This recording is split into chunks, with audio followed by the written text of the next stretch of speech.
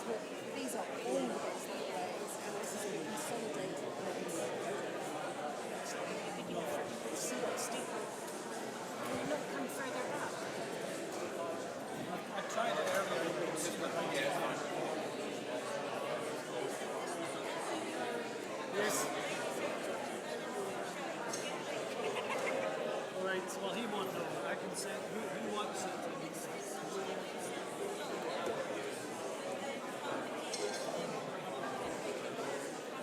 Can you give me the email address or something? Okay, so we need to know that. If you maybe ask them, and I can send them a link by email. 15 minutes. If you find out their email address, give it to me in a piece of paper and I will send it to you.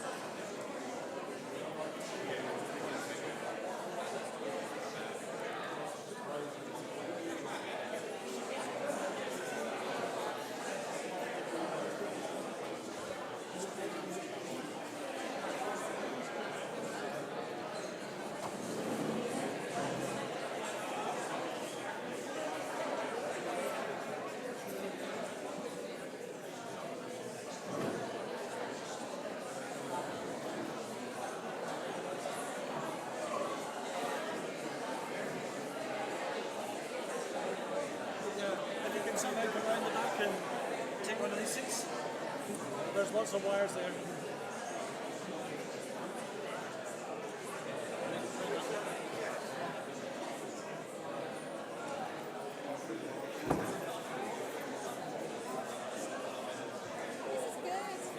Yeah, it's good. The whole thing. And also, it'd be good to get us out of the way. Yeah, will be. So there's yourself, Susan, and Andy can sit here, yeah.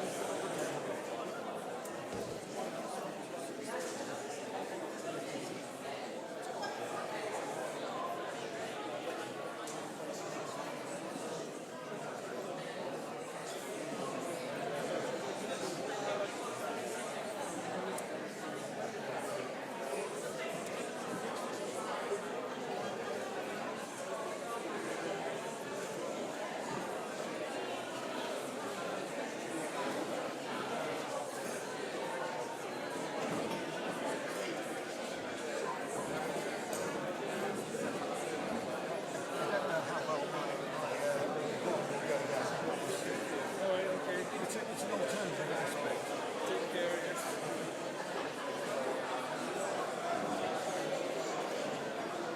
But it adds up to the same thing. Proceeding with a plan that's half-baked, not really justified.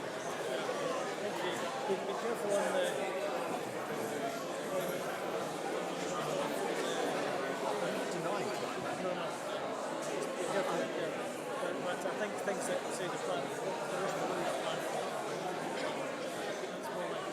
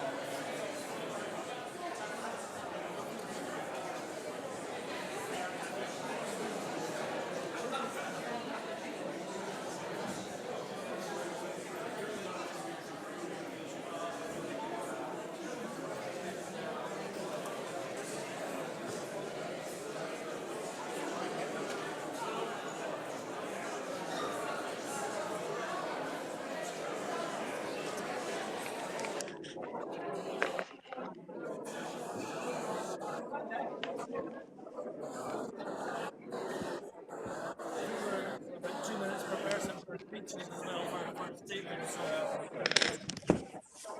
time we have to introduce it, because that'll take a bit of time altogether.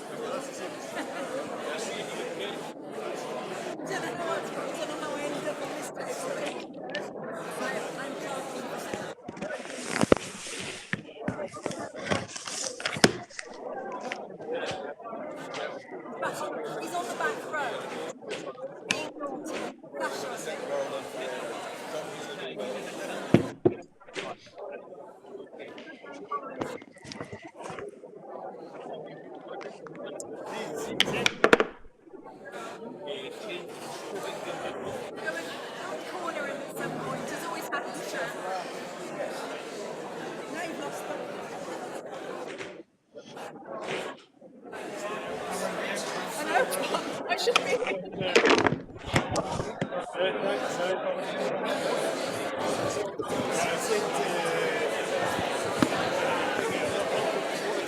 want to catch people's attention, start off. You might always mention that to start off with, and then start off with this one. Catch people's attention. They'll be the same. They'll be the same level. Do I just press that button? 2 check 1 2 Oh yeah, of course. Yeah. 2 1 2 Yeah. Okay. 2 1 2. There you go.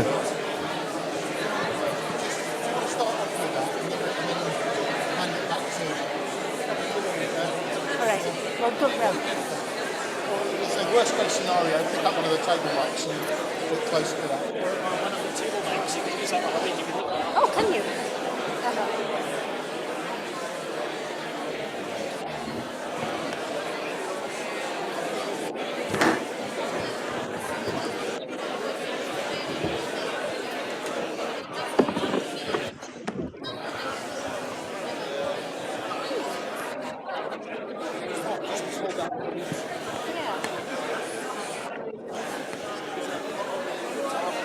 I know. Well, I'm thinking I'm going to use it initially and then hand it over. Strathmere is not wanting to speak. Yeah.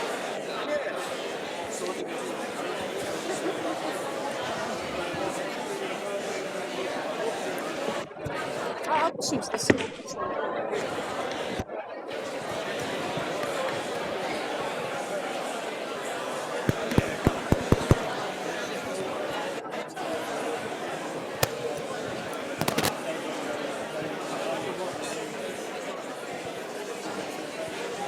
Should really stand up for the opening address.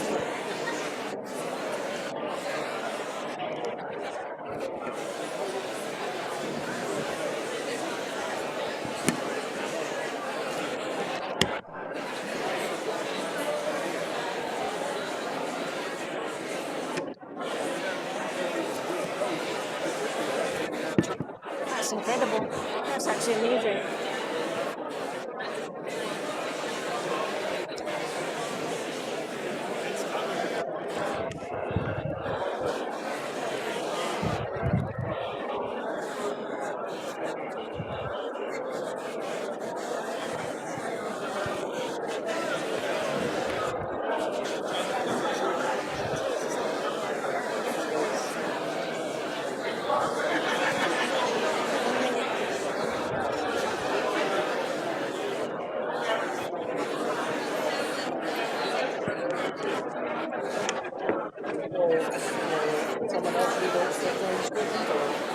It's massive. It's so long. It's 4 pages long. I know. Well, I will say that it's significantly narrow. And I will open it up to anyone else who would like to speak. Might not be the same.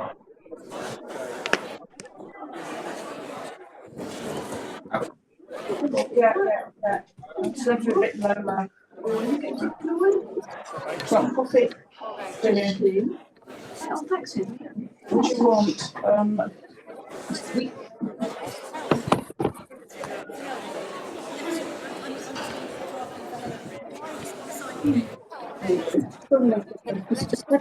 No, you can sit there if you want. I mean, I don't know where she's sitting. I was sitting out the way, actually. I keep seeing myself losing. I'm as good as I'll ever I be. was walk up, it Yeah. started to rain. I thought, oh, I'm just I here. should have been organised part stop for you. Oh no, I was going to walk, as I say, but I got soaked in town this morning. No, you can go there. We're going to start. I don't particularly like being seen up. Because it's a long time to stand.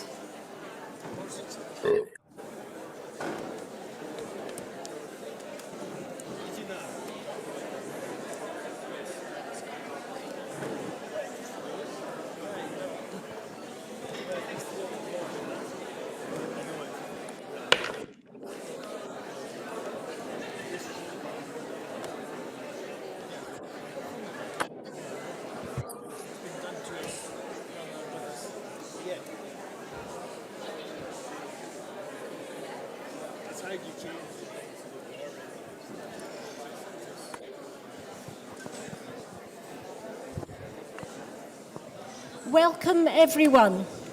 Welcome. I have a fairly gentle Highland voice. I just want to check that you can hear me at the back of this hall.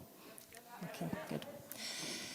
We have an unprecedented number of community councils joining us. Some online, but the majority are in this hall.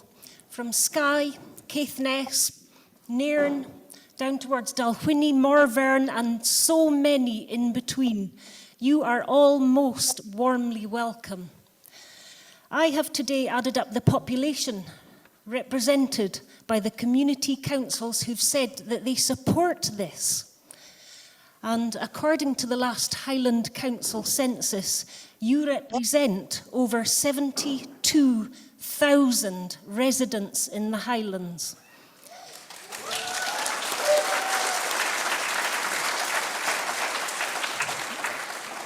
That is a significant number, and your voice deserves to be heard. This convention is organised by community councils for community councils. This is your time to speak so that you can tell us about the totality of what the pylon lines, the substations, the wind turbines, the pumped hydro, the battery storage, the workers' camps, and all of the ancillary infrastructure, what that totality actually means for the Highlands. You know your community and you represent them, and your voice matters.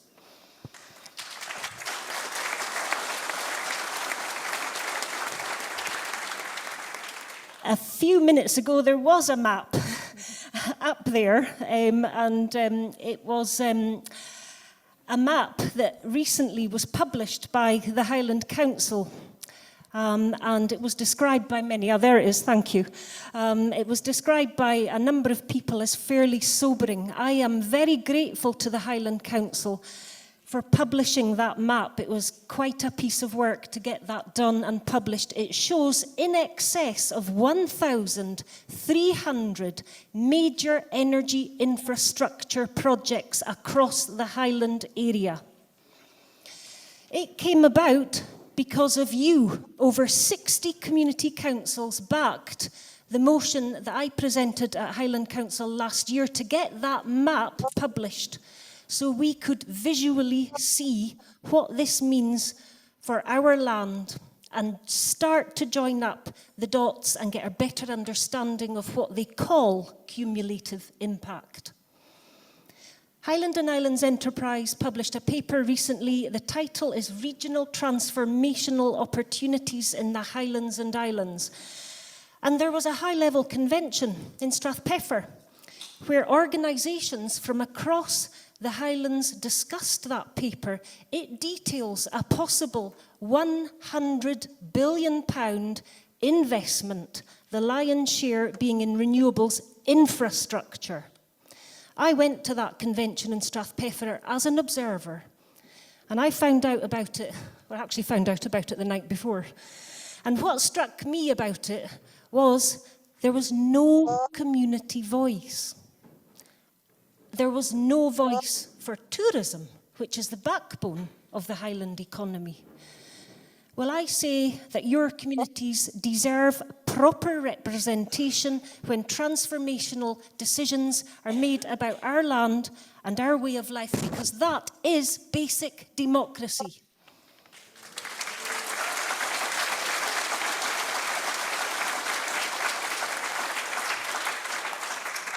So now to the agenda.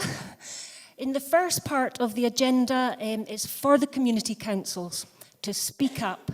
We have only 1 hour for this part of the agenda, but we now have an unprecedented number of community councils who have joined us, over 50, which is amazing news, but we never anticipated that level of participation when we started this process. So it basically means, yeah, it's good news, but we're not going to be able to hear from all of the community councils. So please keep your statements short. We will publish every statement after. We will take that forward after.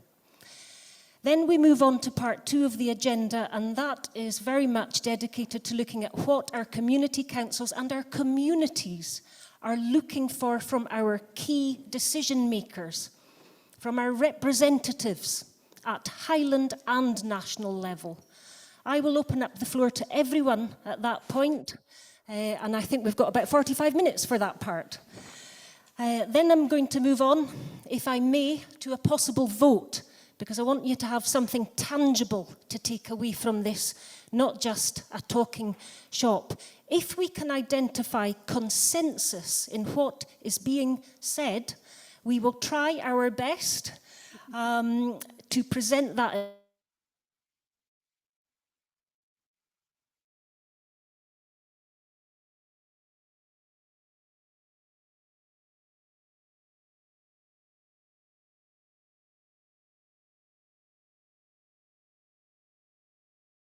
Not going to be easy, because of course there are differences of opinion. Of course we all have differences in terms of our experience, but we're going to try our best to pull this together. As with any show of hands, if you have a contrary view and you don't feel that you can take part in a public vote, we appreciate that, we understand that. Please email me afterwards, because of course all views will be considered. That's community engagement. A small point on housekeeping, please. There is an emergency exit over there. I think you all came in that door. It's also an emergency exit out. We have 2 roving microphones. When you speak, please speak up and hold the mic towards your mouth. Try not to wave it around. Please state your name and the community council or the group that you represent, if you represent a group. We do have a number of councillors present here from Highland Council. They are here as observers only, but I think we are all very grateful to those who have come today and are on listening mode. Thank you.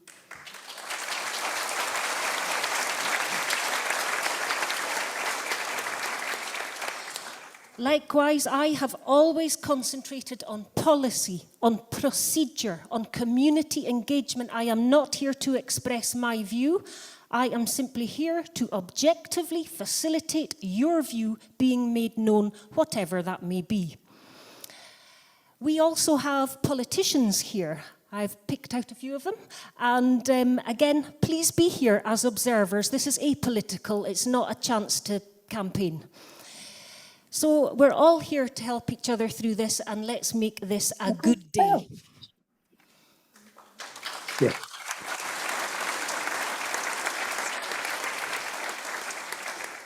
So what I'm going to do first of all is move on to the first part of the agenda. It's for the community councils to speak up, and I'm going to invite a number of them forward to speak up, and then we'll just open it up to any other community councils that we can squeeze into this process. So first of all, Muir of Ord Community Council, please. Good afternoon, everybody. I hope you can hear me. Reintroduction. Oh, it's a bit closer. Reintroduction. My name's Gordon Shand. I'm the chair of the Community Council in Muir of Ord. We had our AGM on Thursday, so I've been on the job for 3 days. But I hasten to add, I've been doing the job since February, when the Community Council reformed after a time in abeyance, so I haven't been chucked under the bus by my fellow community councillors. So, Muir of Ord, our comments on the current infrastructure developments. So Muir of Ord is not quite as affected as our near neighbours here in Bewley and Kiltarity, but we still do have 4 energy infrastructure projects, 2 where we are part of the main transport route to site, and 2 with new overhead lines and underground cable routes running through the outskirts of our village. We also have other developments to consider, which I'll touch on later. So I'd like to give this feedback in 3 sections. Where we are now, our observations up to this point, and where we're going. So, where are we now? We've received comments from our community. These have been summarised, rounded up a bit, some of the edges taken off for this gathering. So, our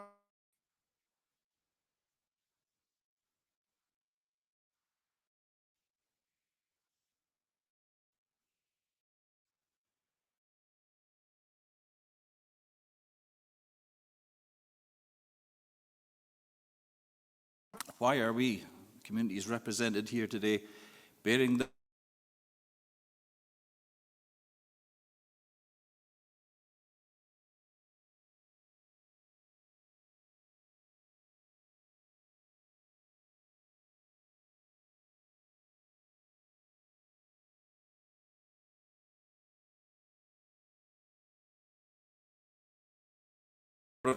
as well as the increased traffic volumes in and around the village?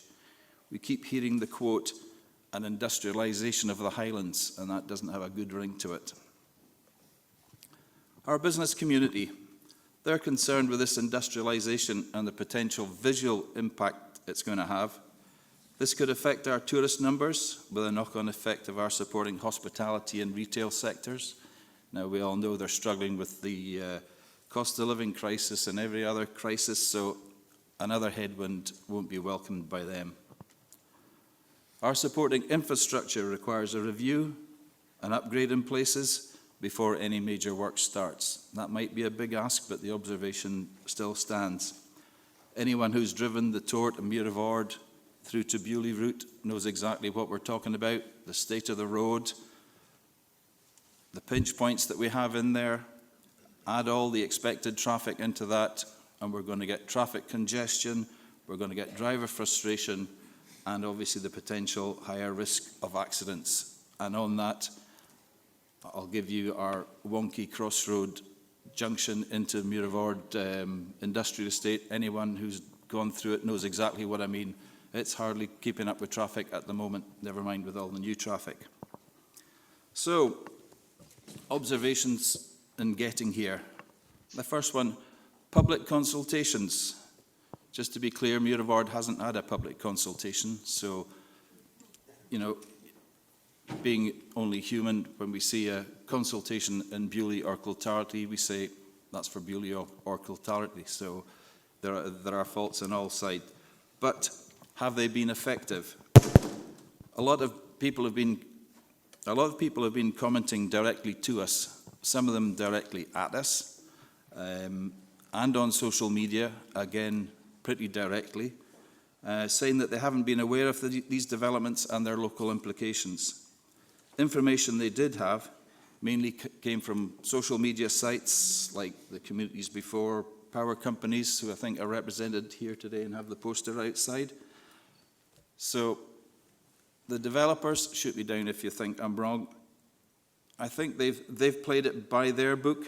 They've had the requisite number of events at the required stages of their development, but from the feedback I'm getting, the message hasn't come across, and that's the issue. It would be interesting to hear from other communities what they think about the current consultation process and its effectiveness and how they deal with it. As I say, we're still quite a new community council, so we're still learning some stuff. Thank you very much. As you're sort of towards the end there, have to hurry you up. Okay.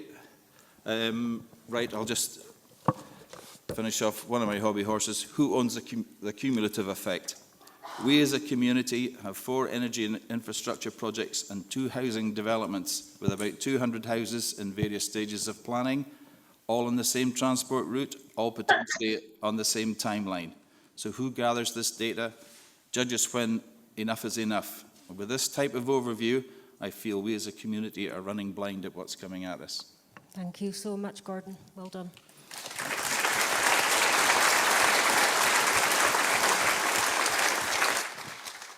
Okay, so we want to hear from our friends on Skye Boston District, please. If you want to stand up. Thanks, Helen. I'm Andrew Robinson. I'm from Skye Boston District Community Council. I'm also a coordinator for the Skye Wind Farm Information Group that has about 1,500 members. Like everywhere else on Skye, we face an unprecedented number of wind farm proposals. I think it's 8 at the current count, 5 of which are either in Skye Boston District or immediately border those districts.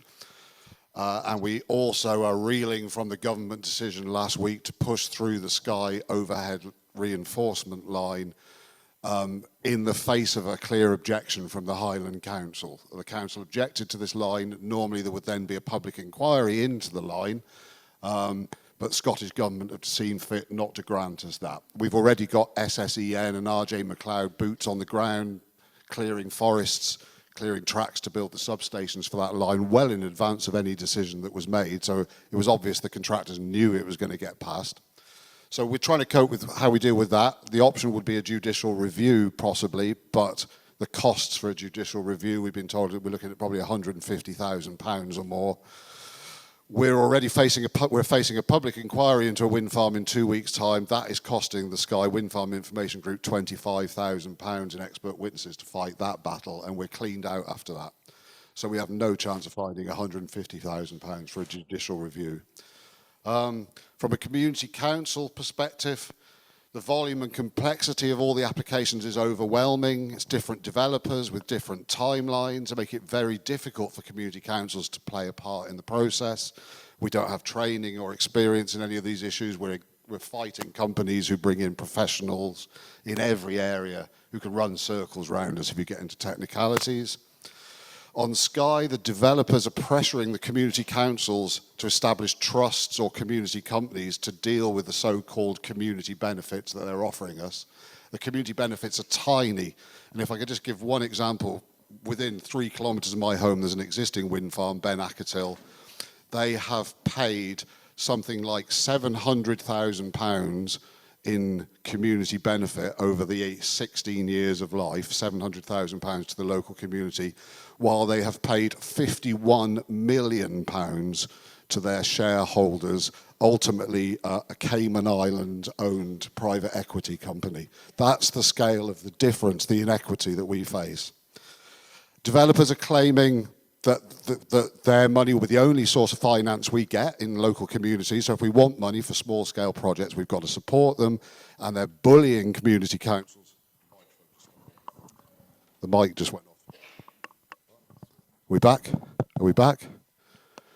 No, we've got the mic's gone down here. Hello? Ah, you're back. Okay.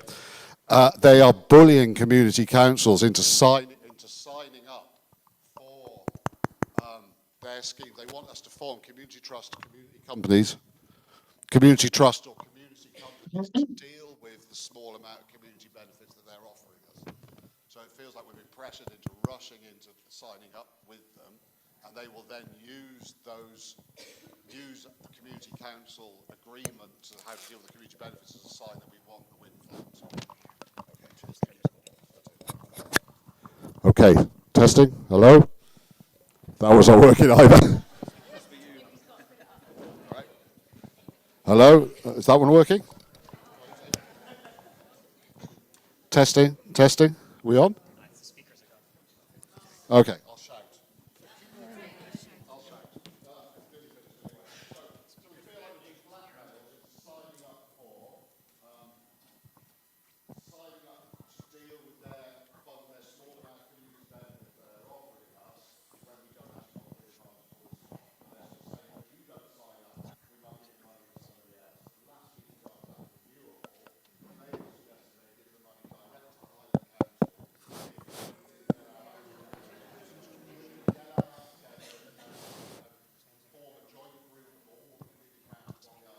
I'm sorry, we can't hear you.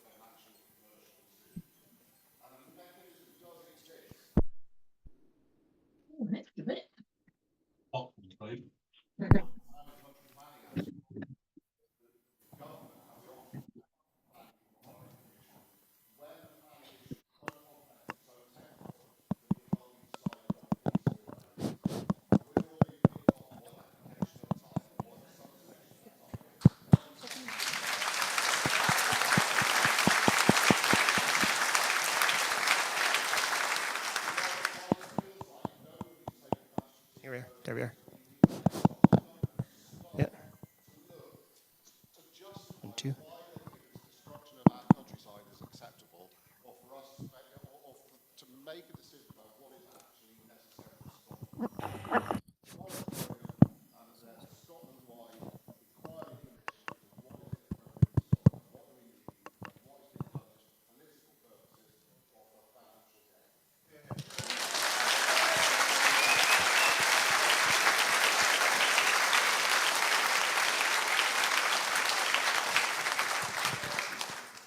Okay, thank you, Andrew. Okay, now to Rogart. And I think we have a Jonathan Hedges from Rogart. You have a statement, if you're happy to speak, read it out, please, or fantastic.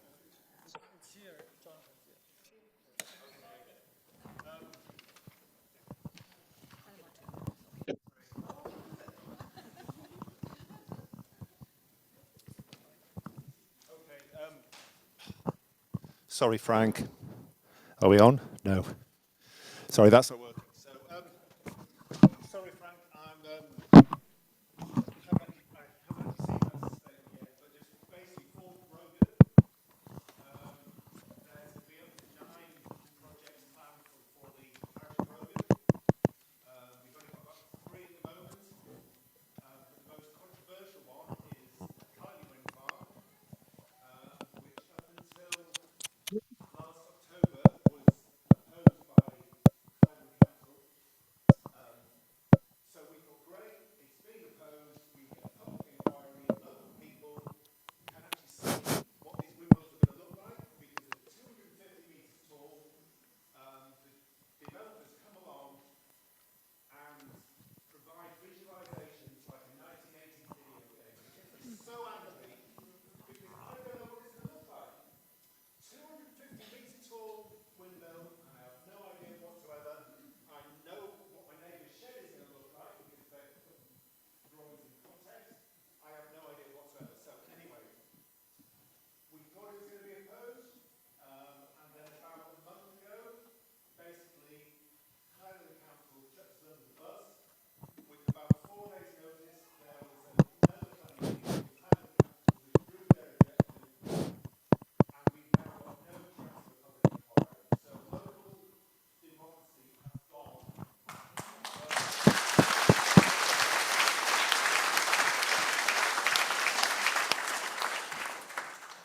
So we need to get it back. It's the energy consents unit, are the next port of call. They are remote, they are politically driven. We just feel right up against it in Brogan. And it's basically, it's the N word, it's net zero, used as a bulldozer when it's net zero.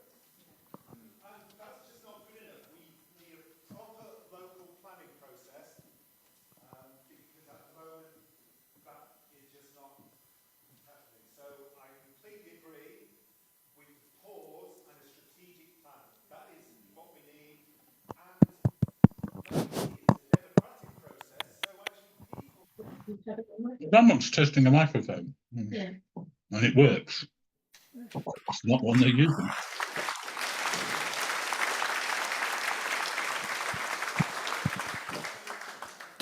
So much, okay. We'll go further south now. Morvern Community Council. Morvern. Morvern Community Council. Don't know.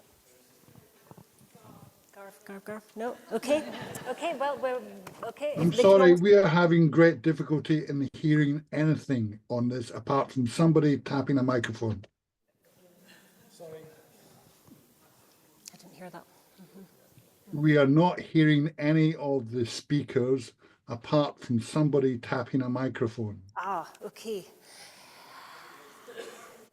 You can hear when you've got when you as the main speaker have the microphone, you can hear it. When you pass it to the room, we hear absolutely nothing apart from, as a gentleman said, somebody tapping on a microphone.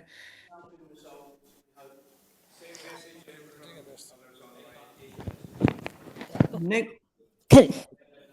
Okay, can you hear me online? Yes. Okay, thank you, super. Okay,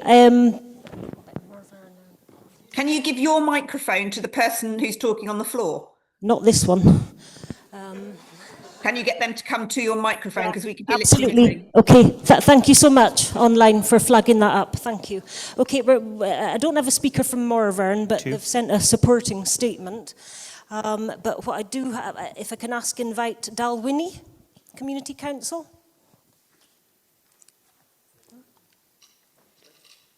Nope. I think they're perhaps online.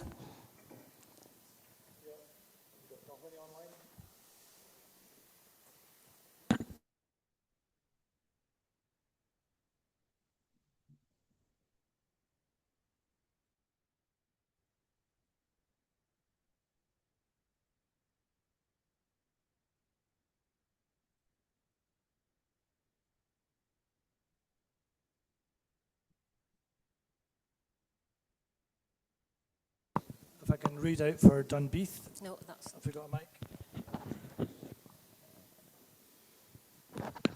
Hello. Is this here? Cameron here. Okay. I think I'll just read out briefly for Dunbeath.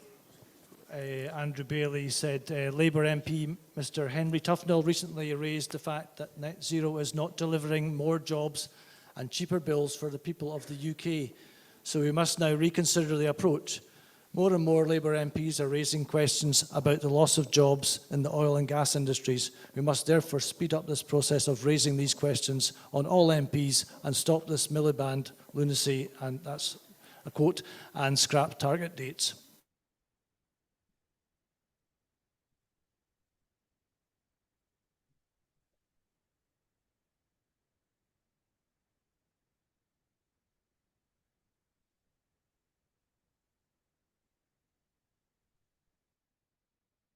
Thank you. Is this working? Okay, when I started this, I was asked to make it brief, and it is brief, so I can't compete with the people who've been here before, I'm afraid. My name is Tim Shone. I'm a past chair and still a member of Slate Community Council, which is on a very south tip of Skye, the Garden of Skye. Although our specific area has not to date been subjected to any of these major energy infrastructure, and there's no planning applications on our patch either. However, the potential is there for the future.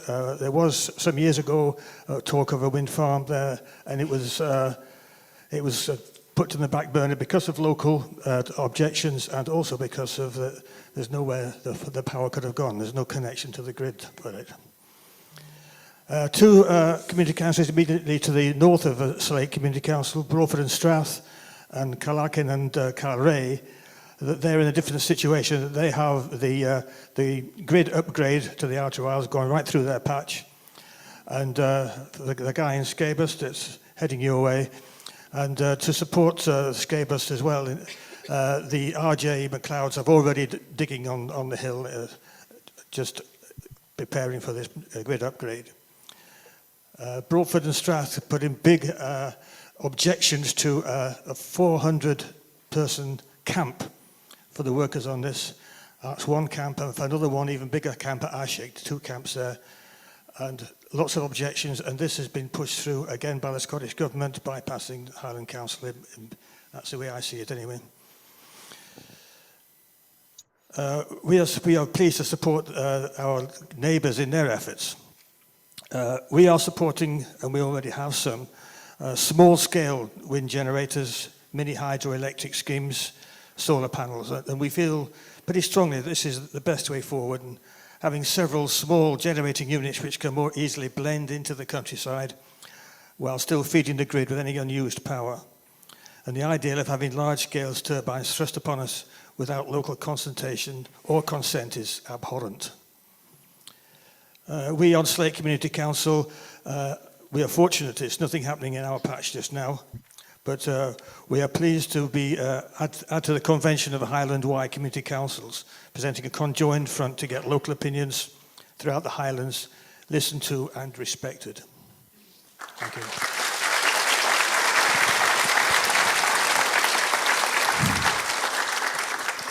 Thank you very much.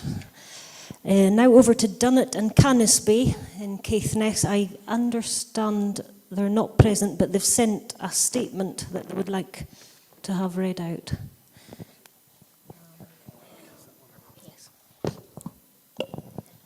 Okay, I'll read out a statement from Dunnet and Canisby, Mark Gibson. First of all, we would like to give our apologies for not attending this meeting in person. It is just a little too far for us to travel. We would also like to thank Councillor Crawford and other people who are there who have worked hard to bring this meeting together to highlight some issues facing community councils across the Highlands. We represent a community council in the far north coast of the Scottish mainland. Our area includes the famous Dunnet and Duncansby Heads, John O'Groats and the late Queen Mother's former Castle of May. It is a scattered community which generally relies on tourism and farming as the main industries.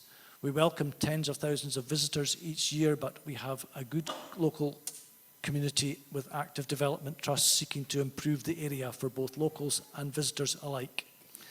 One major problem is shared with many other areas, and that is depopulation. Our local plans recognise this, and lack of good long-term job opportunities and poor public transport links feed into this. However, we do attract people back to the area through our natural environment and clean air and slower pace. That said, we are not, as a community council, automatically opposed to energy developments. We have just off our coastline the pioneering Maygen tidal energy scheme. We have several wind farms in operation. As a community council, we have traditionally weighed up the pros and cons of these developments, listened to what local people tell us, and will often take a neutral stance in that as appropriate, if that is appropriate. We did not object to the May BESS, that's Battery Energy Storage Scheme, which we felt for various reasons was not appropriate to our area, but we do take each scheme on its merits. However, the recent influx of applications, mostly piecemeal, has made it very difficult for us to look in any detail at each one or understand the bigger picture. We are a small group of volunteers, often with many other responsibilities. The need to read through 100-page documents, attend meetings with developers, and then write, if needed, detailed objections to proposals might be okay as a one-off, but when it is several applications within the same year, it becomes beyond our limited capabilities. From our lowly position, there seems to be no one single energy strategy, just a year-by-year, scheme-by-scheme advancement with very little benefit showing for the local communities. We pay the highest prices in the UK for our electricity, and that annoys many of our constituents when they see the energy being generated is stored almost in their backyard. We come to this meeting with open-minded, but also in a little way heartened that so many other community councils share some of our concerns and want to look for solutions that are not detrimental to the environment or economies of our local communities and that can deliver real benefits.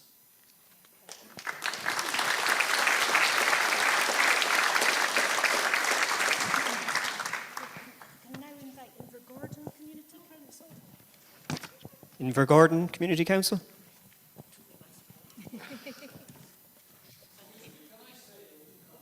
Yes, the speakers are gone on this side too, yeah.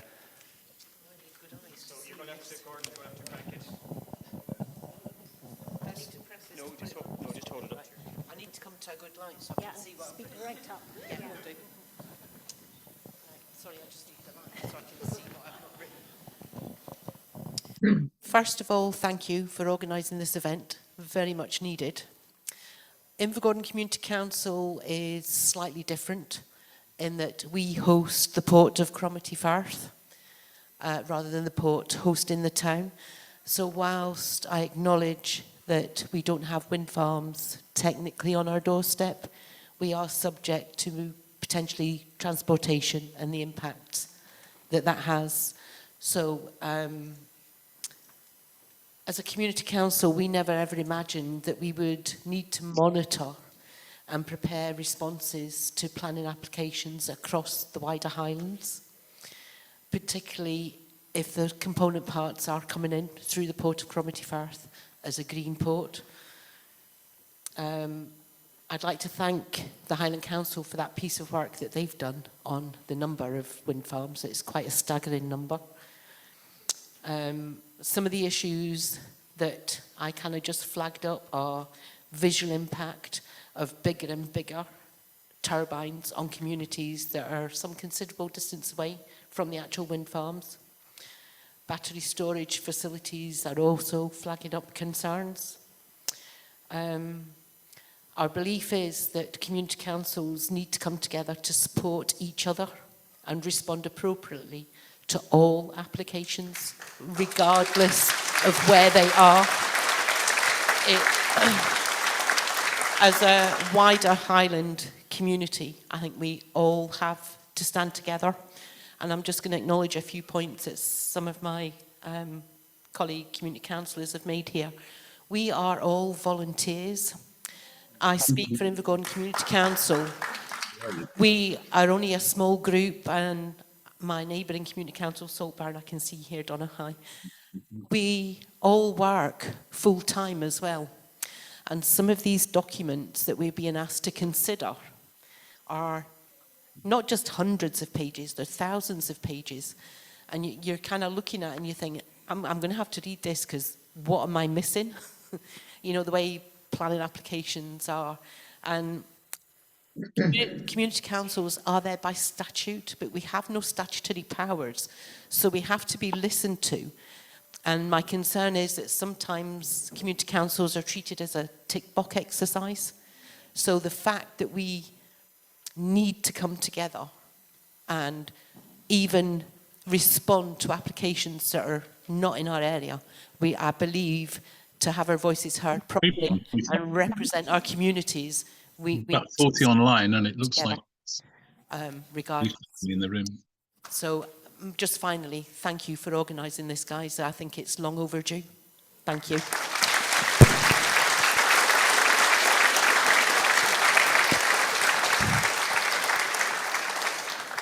Thank you so much. Now over to Kiltarlity Community Council, please.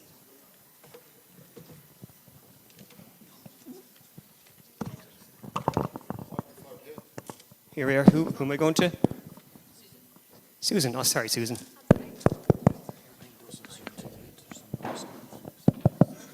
Are we good? Great. Unlike Helen, I don't have a soft Scottish voice, Highland voice, so you're fine. Probably don't need a mic. Just quickly before I read out my statement, I would just like to say a quick thank you on behalf of the Kiltarlity Community Council to Cameron, because this is a massive undertaking to bring all these people in. He'll recorded everybody that's come in, all the emails that's been sent out, so a massive thank you to Cameron.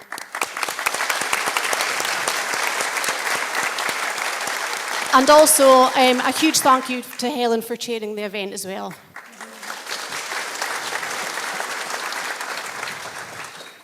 Our statement is pretty brief, so I'll get started. On the 5th of August 2020, our fellow community councillor, the late Bill Fraser, received the first notification of what was going to be called the Beauly Reinforcement Project. Since that day, our community council has been inundated with public inquiries, emails, meetings, and a cascade of planning applications. We've had to navigate a maze of outdated maps and dense documentation. Only recently, thanks to Helen and some long overdue support from the Highland Council, has any meaningful assistance begun to reach us. Sadly, for many of our efforts, it feels like the support has come too late. We are now being asked to sacrifice our way of life, our traditions, and the very, very fabric of our communities for the sake of a distant goal. But to what cost? Let us be clear, we are not against sustainability or progress. We are not NIMBYs. We care deeply about our environment and our future. But we also believe that progress must respect local voices, local needs, and local circumstances.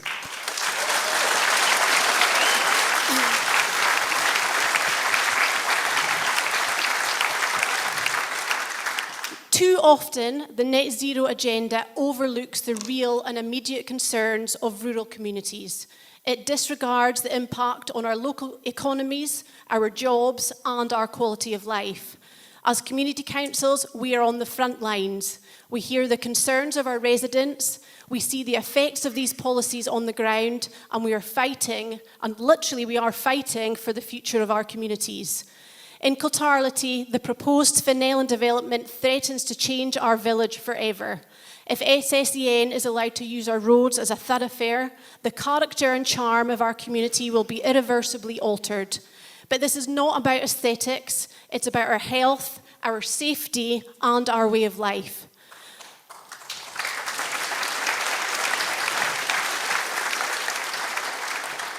The number of community councils represented here today is a testament to our shared commitment.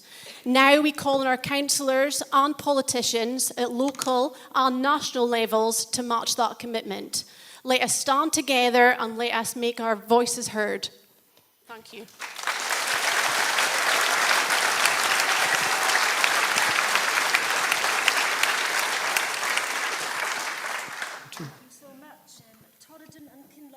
Community Council, I think we have a statement from them to be read out. And again, Cameron, if you can kindly do the honours. Thank you. Okay, thank you. This is from Caroline Hamilton, Chair of Torridon Kinlochhew Community Council.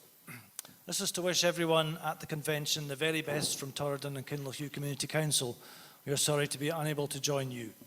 We believe it is absolutely essential that local people should be involved at the highest level within local and national government when issues such as the major proposed renewable energy projects for the Highlands are discussed.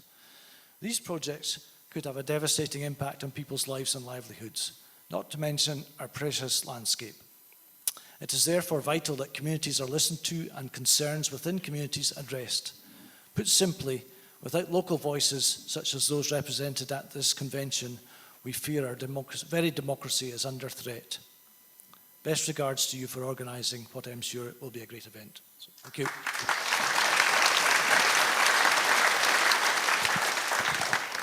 So now over to Falkirk and District Community Council, please. Falkirk and District Community Council.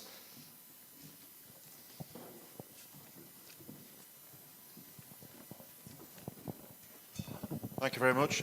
My name is Stuart Mills. I'm the Chair of the Falkirk and District Community Council. We all recognise the importance of climate change and working together to develop a realistic and achievable solution.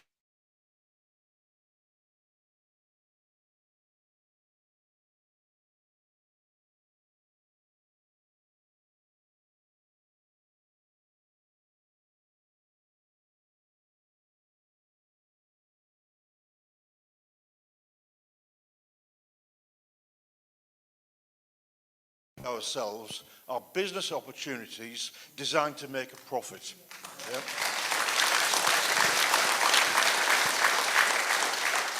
In coming up with a plan, we need to value our current quality of life and provide reliable and cheap power to all users, recognising our local environment and housing stock. Many of the government-supported solutions, UK and Scottish, are not suitable for rural areas, EV transport and air source heat pumps. Currently, we are far from this and don't have an agreed and balanced plan for developing renewable energy schemes. Our current situation in Falkirk is that we have 42 wind turbines built and operating and a further 45 in the planning process. Battery energy storage schemes based on lithium-ion technology, which is not the best.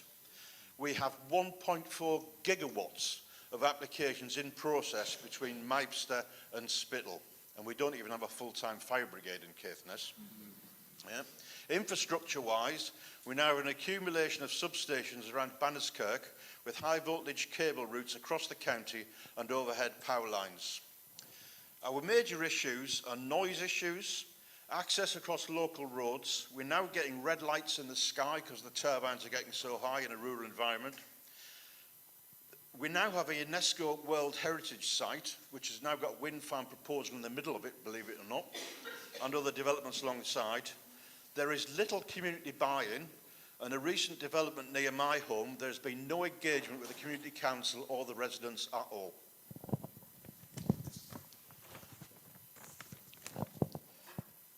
The standard of planning applications is also a considerable concern in the fact that they are very, very poor. And especially with the Tormsdale application near my house, there's been no construction transport management plan submitted to demonstrate they can get the construction materials to the site. And that's now been proposed by another wind farm development because somebody else has already thought of it. Yeah. The key observations that we've got at the moment are the planning process is not suitable for energy developments within the area. And we would like to see an integrated plan to show all developments to support any planning application that goes forward. And if you look at the Banniskirk issue with the substations, they only show one. They don't show the other two substations to go with it, or the cable rooms that go across the county. We also consider that the planning applications are poor and require several iterations to be fully assessed. Often these are rejected and resubmitted with minor changes, all at the expense of the general public and the planning authority. We believe that we should have a single pass funded application via the Highland Council, and if the developer wishes to reapply, they should fund it themselves.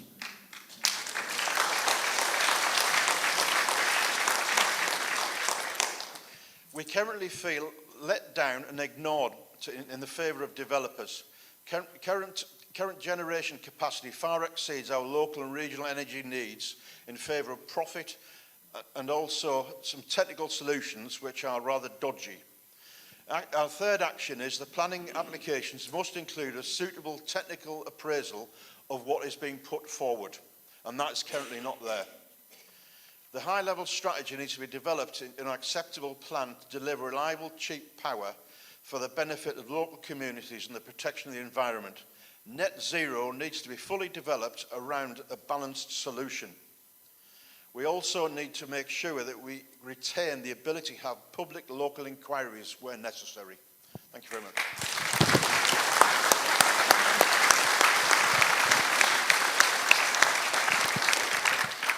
Thank you, Stuart. Now on to Kilmorick Community Council, please. So the Kilmorick area, which I represent, has been at the centre of numerous energy-related proposals basically since the Second World War, ranging in size from dams, substations to battery storage systems. And where the community has opposed these, we've generally had to fight these alone. Things seem to be changing now, and although we're not quite at the centre of SSEN's latest batch of proposals, we as a community are still very much affected by the seemingly endless stream of developments which SSEN and others are proposing to take forward, all of which appear to be short-term with no overall long-term strategy. It's therefore very heartening to see so many similar affected communities coming together today and taking a united stand against both ongoing and proposed developments.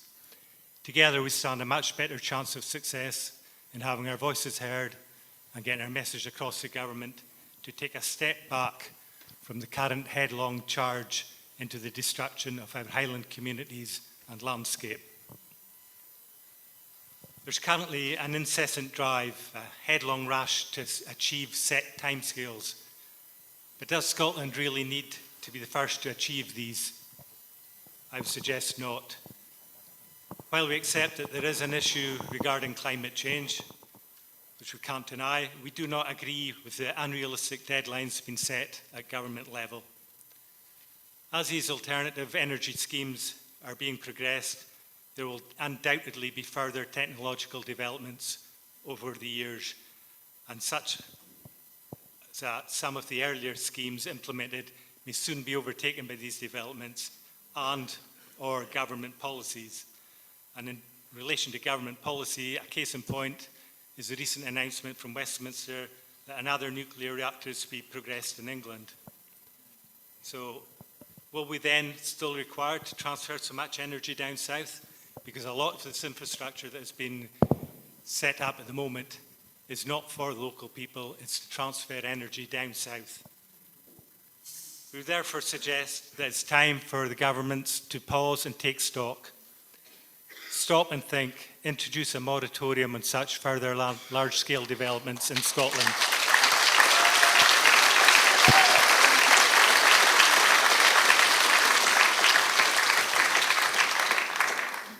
To be absolutely clear, we as communities are not against progress, and we accept the reality of and the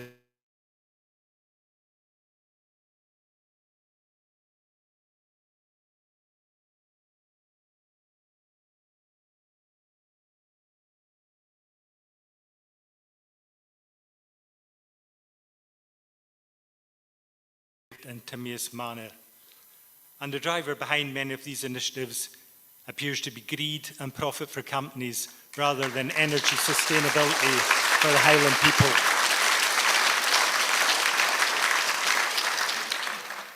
As community councillors, we are unpaid volunteers with other commitments and demands, but as the politicians continue to ignore public concerns, we currently appear to be the only voice that the local communities have.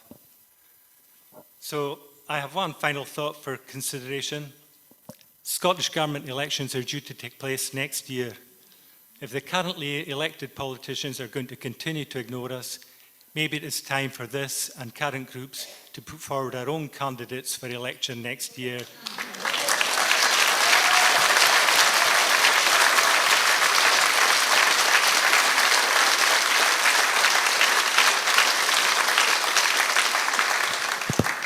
To further emphasise just how important this issue is to us all and how serious we are taking it. Thank you.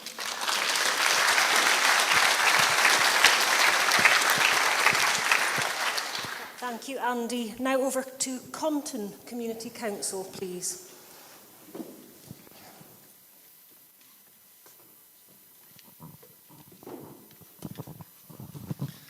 Hi, I'm John Heathcote, Secretary of Compton Community Council. We've got the overhead power line scheduled to go through our patch, and the Arnish to Bewley line also goes through our patch. Lots of wind farms, and all the traffic that this generates has got to go up a road which is basically not fit for present purposes. It was built sometime before 1870. But I've submitted a statement, but I want to pick up some things from what's been said. Although we represent only 70-something thousand people, we are actually a third of Scotland's land area. The UK's current plan for energy is not to have a plan. There's one or two ideas to 2030, and they involve some really impracticable assumptions. There's some ideas to 2035 that I can't make add up, and Scottish Government's going for 2045, but there's nothing to 2045. Scottish Government, a couple of years ago, published a draft strategy.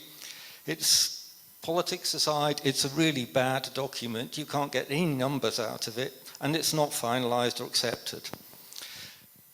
The UK government has proposed new permitting legislation for Scotland. It has to go through the UK for legislative reasons, but it's not yet passed, and it could radically change the way in which these projects are consented, but they'll all have happened before it.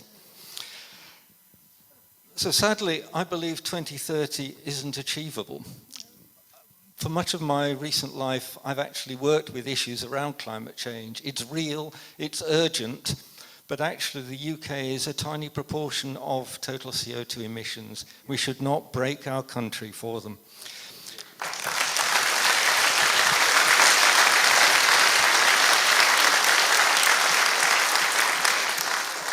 I see we have the potential to lose. We lose our landscape and our entire way of life. There's nothing about renewables that guarantees reliable electricity without huge amounts of storage being built, and there is no current technology to do that. There's a Royal Society document that discusses it. Most of these wind farms and transmission lines are owned by overseas companies, so the profits actually go out of the UK.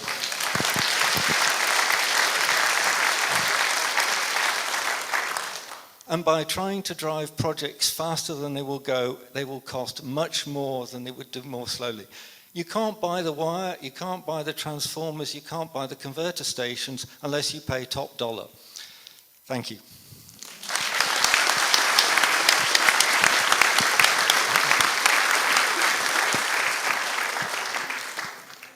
Thank you so much. We have got about another 5 minutes for this part, so I'm going to move on to Strathdown Community Council, please. I can.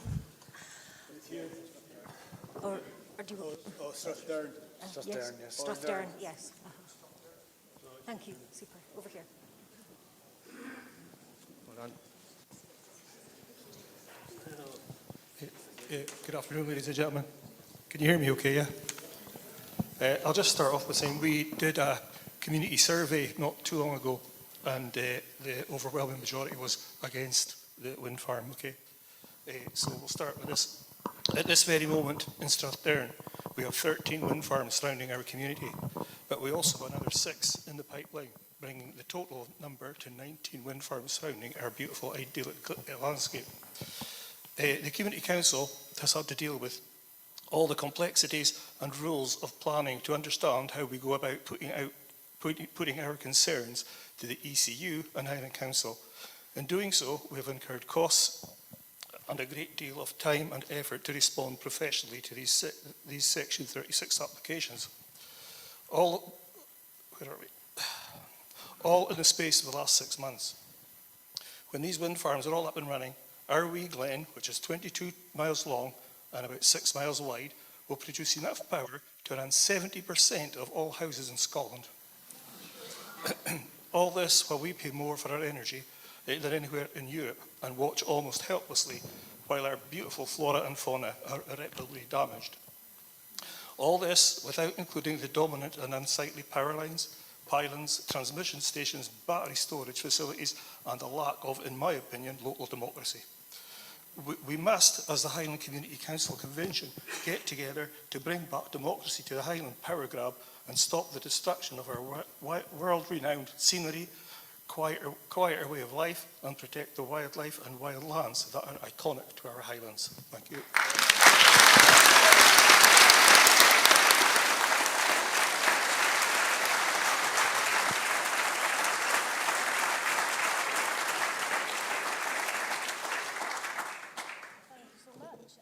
Nairn River CC. Nairn River, maybe not.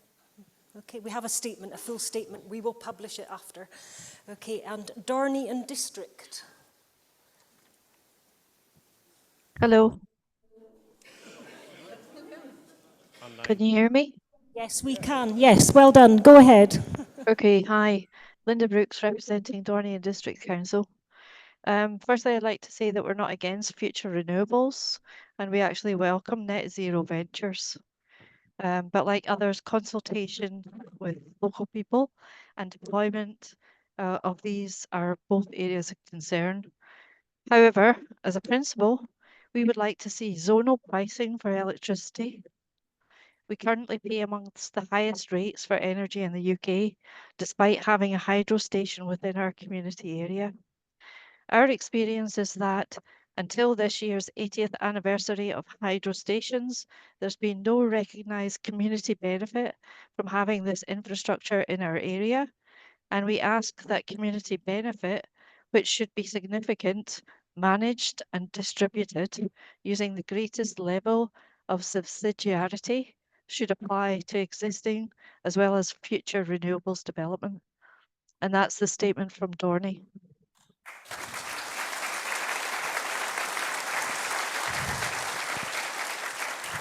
Thank you very much. Now to Kirkhill and Buncrew Community Council, please. Thank you. So our community is facing multiple proposals for renewable energy infrastructure on an industrial scale, with projects intended to transition the UK's energy capacity and drive the green transition. But the Highlands and Islands are not the principal beneficiary, as many people have said today. Under threat locally are some of the most remote, beautiful and fragile landscapes, places that retain a visceral connection to our cultural heritage.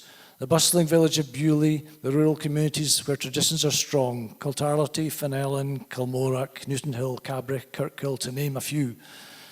These developments are a direct threat to those communities and their natural environment, our heritage and our biggest industry, that is tourism. We are being told to sacrifice this. We are being told that we have to bear this. We are being told that all of this is for our benefit. There's been no economic impact assessment of the cost to our communities. As far back as 2019, Scotland produced significantly more wind energy than required domestically. Despite this surplus, renewable energy infrastructure continues to disproportionately target the Highlands, sterilising vast swathes of land, including vital peatlands, forestry and farmland. We currently have amongst the highest electricity prices in Europe. We are told of community benefits, but this does not equate to what is to be taken away from us. The negative impact on families, people's mental health, local businesses, and the value of homes has not been addressed or properly compensated for. The public consultation by Scottish and Southern energy networks, electricity networks, promoting their schemes has not been meaningful. Piecemeal plans to divide our communities could create instead a once-in-a-lifetime opportunity to offer something that would benefit and revitalise our rural communities, to reverse the trend of depopulation and an ageing demographic, and offer a future for our youth. We need our elected members to support and protect our communities at national level, given that community consultation is inadequate and local democracy is being ignored.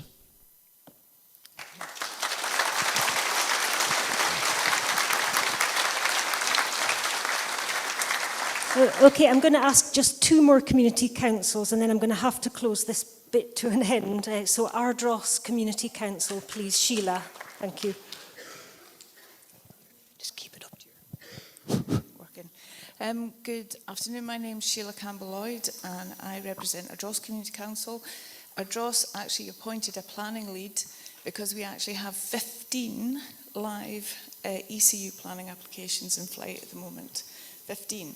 We have a very small glen and we will literally be surrounded by turbines, hundreds, well, there'll be nearly about 200 by the time if they all get approved. But I want to do justice to our community council by reading our community council statement. The Ardross community are feeling overwhelmed. Whilst the Caishland wind farm adjacent to Firish is the most notable and a red line for our community, we currently have 7 wind farm schemes in scoping or planning around our area, added to the 5 that are already in place or being constructed. All of the wind farm applications show night-lit turbines with sizes ranging from 180 metres to 250 metres. These are the largest wind farms, the height of wind farms in the whole of mainland UK. Just to give you a comparison of that, if you cast your eye over the Black Isle and look at the Mount Eagle transmissions mast on your way home today, they'll be 7 metres taller than that. That transmissions mast is lit every night, so will these wind farms be. Our entire glen will literally be surrounded by flashing lights. Furthermore, we have 8 battery farms, 1 hydrogen plant, and the Spittal to Bewley transmission line, which cuts straight through our glen. All of this literally surrounding a small community of circa 600 people who are shouting as loud as we can, but I don't know why I feel quite emotional right now. But the public consultation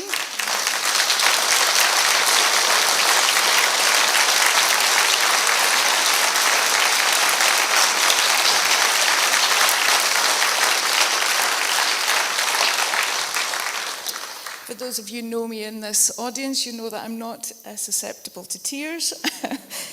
So it's a strength of feeling. Each public consultation exercise feels like a tick box exercise. Easy statements roll off their tongues.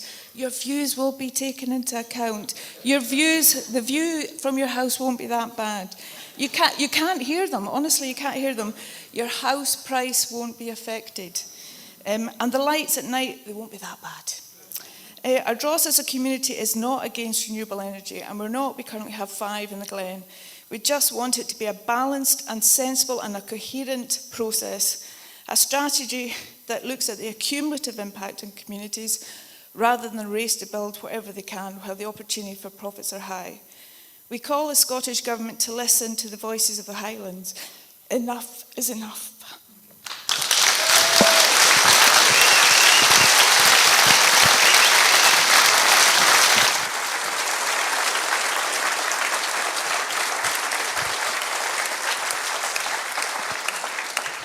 Okay, so I'm going to ask Garve Community Council, if you can please, you'll be the last community council that we go through in this session.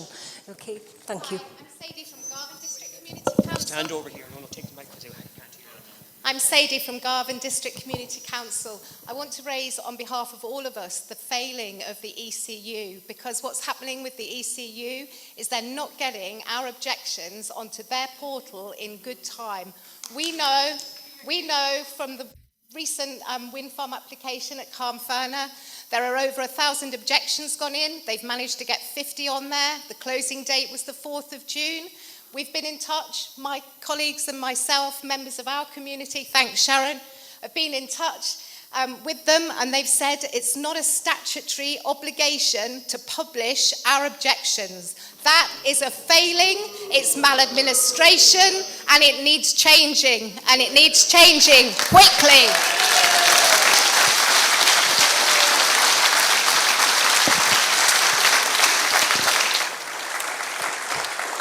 Okay, now just one other CC would like to speak, so Strathnairn, please.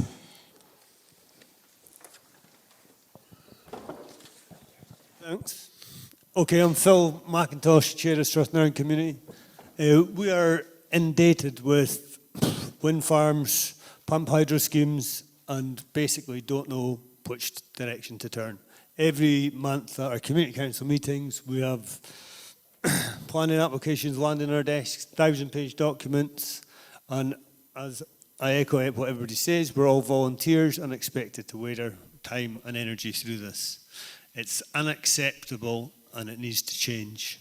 We're in the process at the moment of a wind farm being put forward to be situated on top of the hill, so which you will all get to see from wherever you stay, because it's going to be ridiculous. If you think Mount Eagle's a high mast, this is worse, and it's just crazy. So the only way that we can change things is if we all stand together and speak as one, because we're not being listened to at present. And it's the pace at these things are coming. It's non-stop. It's just crazy. Our roads, infrastructure, we currently have one wind farm running at a lorry every 6 minutes, and then it's only going to get worse. You know, our kids are going through their school life, remembering going out to the school bus, worried about being run over. We've got the older population on their last years, worried about being run down.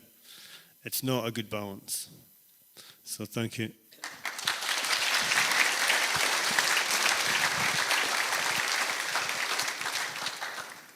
I said one more, but there is another one. So Strathglass Community Council as well. So that would then you would hear from everyone on the table, the top table, which is all of the community councils that have hosted this event today. Please, thank you.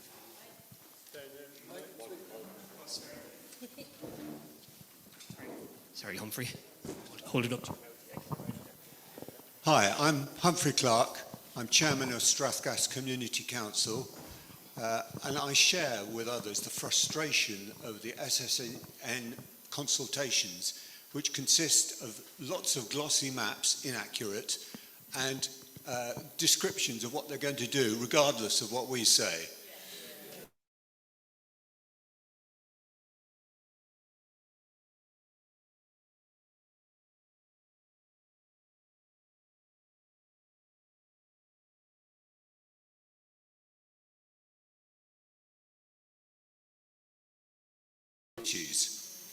It will overlook the adjacent historic village of Tomic and be clearly visible to walkers on the mountains opposite. In the planning application, this is dismissed as having a minor effect on tourism and local residents. The cumulative effect of the construction traffic alone for all these sites will destroy tourism for anyone who wants to experience tranquility and wild beauty. The infrastructure plan, as stated by the government, is intended to decarbonise the grid and provide cheap, reliable electricity. As we, the taxpayers and users of this energy, will have to pay for all of this in some way or other, it seems reasonable to question how this massive destruction of our environment is actually achieving those aims. For those outside the ivory palaces of government, it's clear that wind is not reliable and cannot be controlled to meet demand. We had 3 weeks of very low wind in January when UK electricity demand was high. On the 8th of January, when the UK demand was 41 gigawatts, wind provided only 17.5% of that, which incidentally would have more than powered the whole of Scotland. Imports from the continent provide 13%, and 2 gas-fired power stations were fired up especially to cover the peak demand and paid 50 times the normal rate to do so. Had a Russian ghost ship been in action, we would have had a blackout much worse than the ones in Spain earlier this year. Wind is unreliable. We do not need any more turbines. Most of the nation, especially industry, actually want cheap, reliable energy, never mind the greenery. Wind turbines cannot be a cheap source of power because the operators have to be guaranteed high rates that will compensate them for their investment in plant, which does not run continuously or consistently. Furthermore, all wind power has to be backed up with other means of generation that is otherwise idle, wasted capital expenditure, for which we have to pay in some way, I remind you.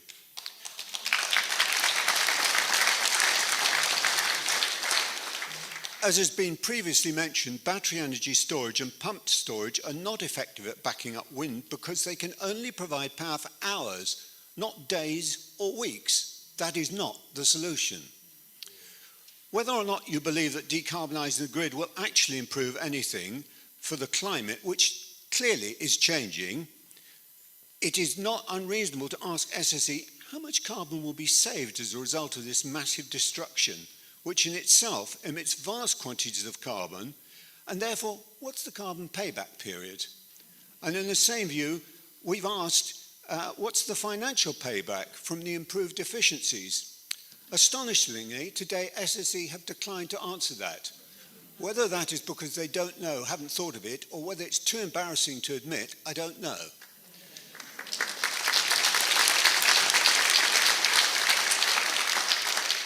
Regardless of the above, the UK only emits some 2% of the world's CO2. If we throw the unbelievable amounts of money at net zero and achieve it, the result on climate change, I regret, will be imperceptible and unmeasurable, because none of the major or major potential polluters have made any significant commitment to net zero. Our governments are apparently prepared to sacrifice our irreplaceable natural beauty, our businesses, homes, tranquility, and mental health for this simple objective.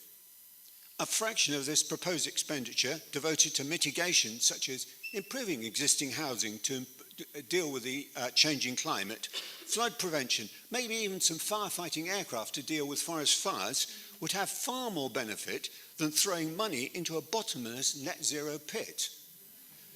For anyone who's listening, the solution is not wind turbines, but conventional, reliable, local generation which avoids huge substations, pylons in beautiful places. It reduces transmission losses and, very important for me, is much less vulnerable to attack by hostile forces.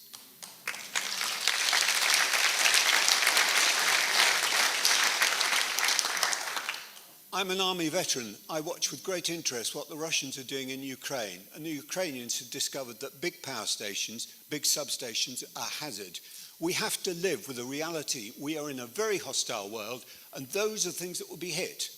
They only have to take out 3 substations and take out almost all of the wind energy from Scotland. It's ludicrous, this plan. If we must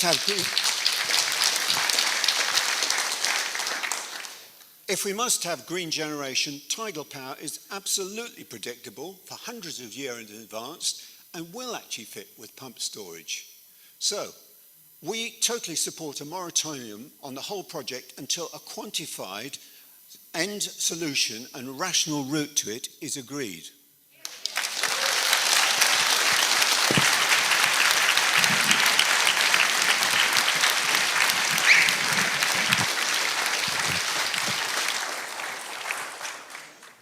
Okay, on to the next part. Okay, can you still hear me at the back? Okay, good stuff. Okay, I'm going to bring that part of this presentation of Community Council statements to an end. We're going to move on to the next part, and that is about what are the protections that you need, that you are looking for from our Highland decision makers and our national decision makers. So what are we looking for?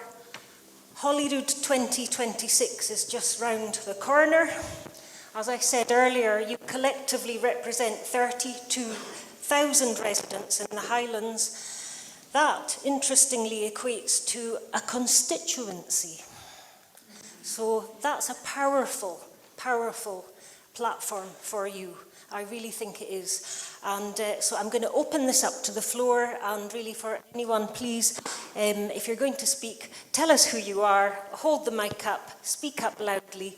And so that is very much about what is it that you are looking for, you know, concretely, protections, support. What are you looking for? Thank you.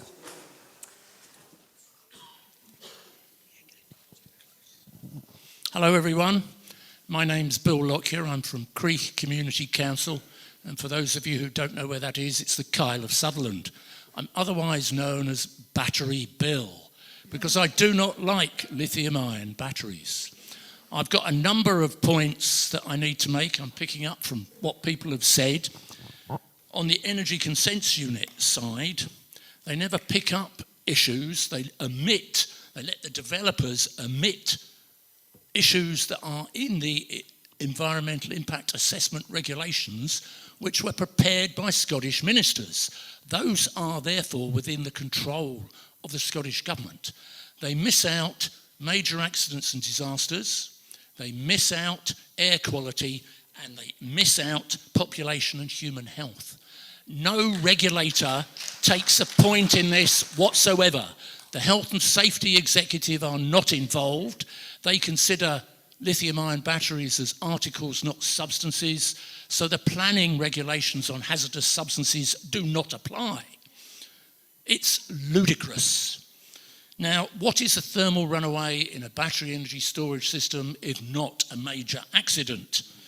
They scope that out, the developers scope it out, they provide no evidence in their scoping reports to show that it should be scoped out, let alone any scientific evidence. As an industrial chemist, I want to see that scientific evidence, because there is none that has been produced.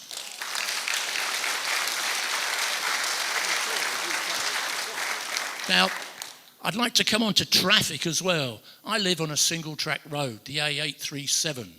And the developers, and it's 3 of them at the last count, have decided that a vehicle can travel along this single track road at 1 every 2.25 seconds for a 12-hour period. We need the ECU to take a dose of reality to traffic control. Another issue I've got as well is peat. I did study peat for my degree, but not how to conserve it, how to burn it. We then had peat-powered fire stations. So I know a little bit about peat. Thermal runaways can get to 660 degrees centigrade. Peat ground fires can start at 300 degrees centigrade. There was a peat fire in Caithness in 2019 that consumed 22 square miles of peat and produced 700,000 tonnes of CO2 equivalent.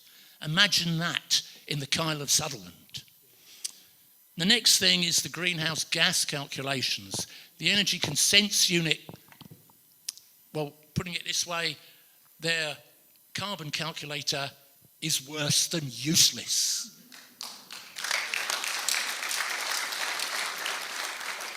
There's errors in methodology. They use standards and default figures that were based on one wind farm 15 years ago. So I just don't trust their energy consents unit at all in terms of picking up issues that they should pick up. And the last point I've got, battery energy storage systems. Well, as a veteran as well, I consider them as prime targets for enemy action. Thank you.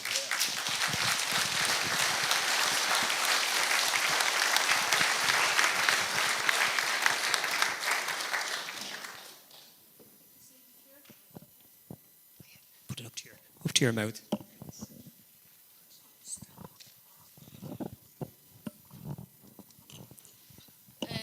My name is Lorraine Thompson.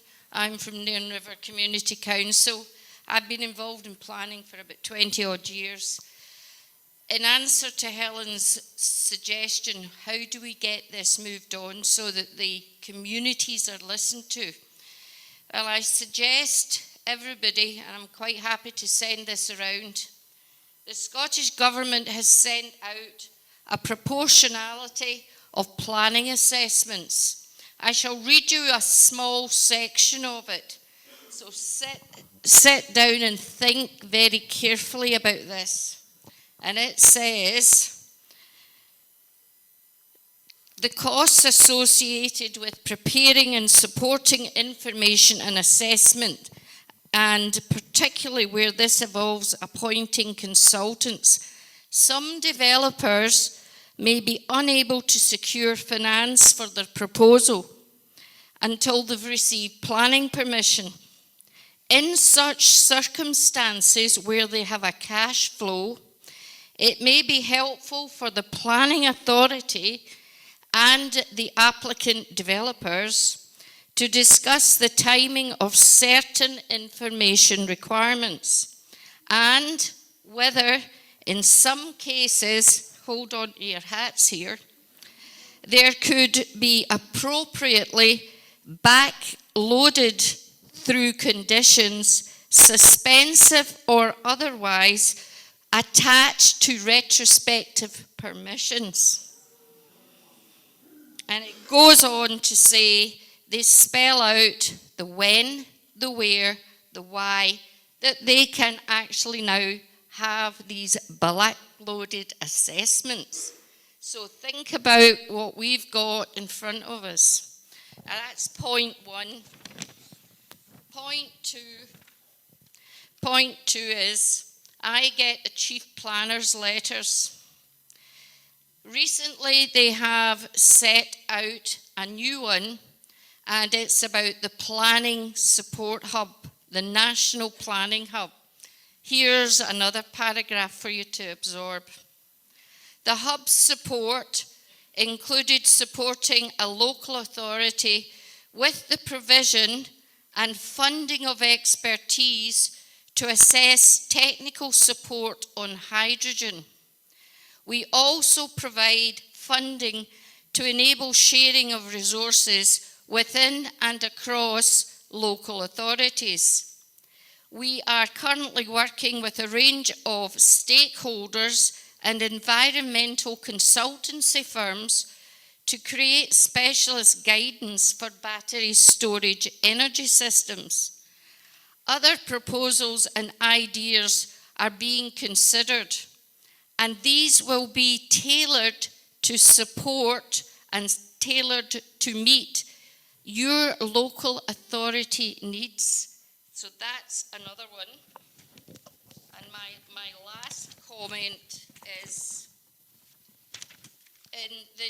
in the Chief Planner's Officer's letter, and this is going back to April, and it says, whilst proposals for much of the large-scale infrastructure required to achieve net zero is considered by the ECU, applications for standalone substations are now to be made to planning authorities under the Planning Act.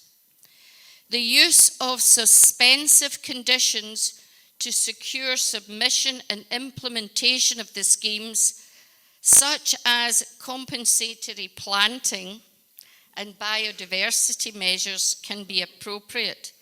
These can be done through a test of the conditions set out in Circular 4, 1998. Well, I think everyone will agree we have moved on since 1998.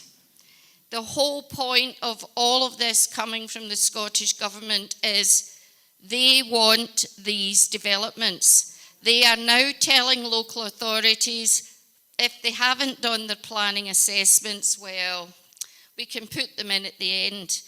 They're also telling them the where, the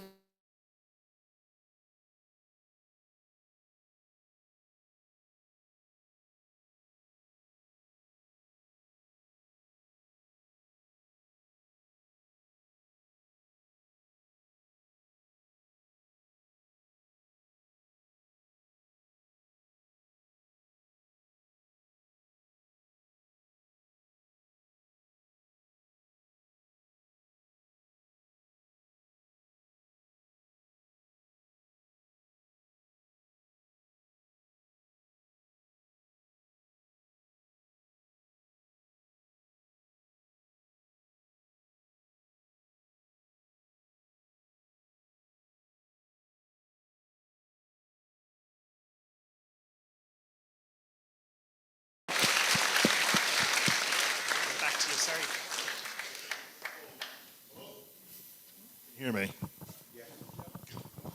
I'm Dave Chisholm. I'm here representing Leibster, Latheron and Clythe Community Council.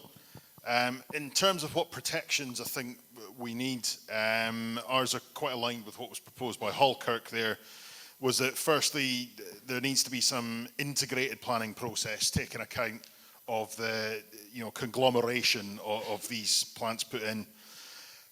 Secondly, that planning applications are often of poor quality, with early iterations of applications being rejected as incomplete or not fully formed. But because they are funded by the taxpayer, this basically allows developers to iterate and improve poor applications to the minimum acceptable standard at the taxpayer's expense. This needs to be stopped, and one round of planning funded by the taxpayer only.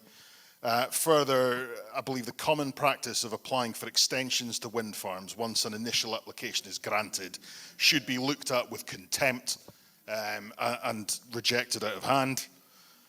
So there needs to be some, single application only funded by the taxpayer. And finally, communities are being ignored in favour of developers and government.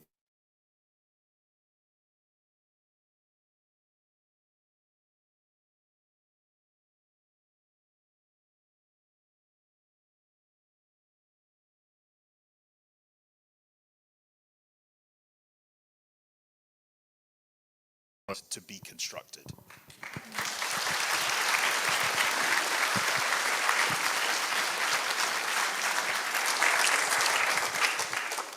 Okay, another speaker here, please. Thank you.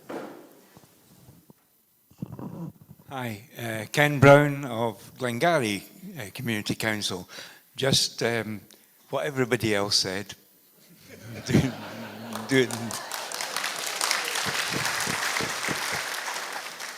Plus, just a little piece of information on what could... We're kind of well advanced down the Skye reinforcement line and Corrie Glass project. We're not good at it, we've just been there a little bit longer. A couple of mentions were made of works beginning in advance on Skye and other places.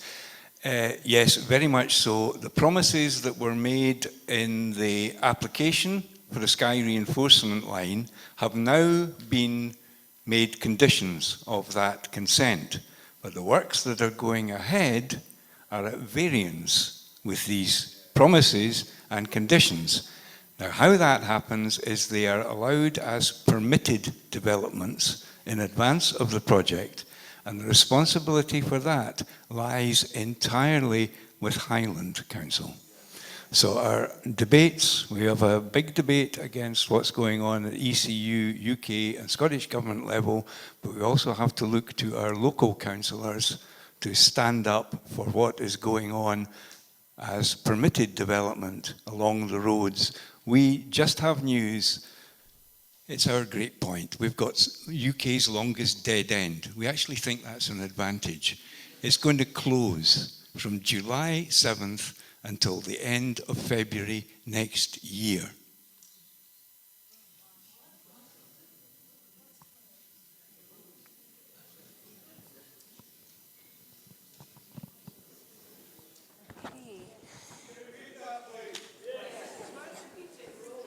Sorry, what was that?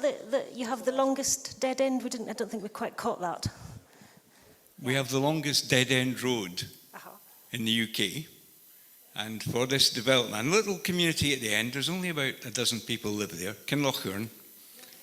The road there will close from Monday to Friday, 9 till 5. Sorry, Monday to Thursday, 9 till 5, no amnesties. And on a Friday, 9 till 12:30 for all traffic, from July 7th until the end of February next year. Now, the consent for that, and all the impact on tourism and everything, the consent for that was Highland Council.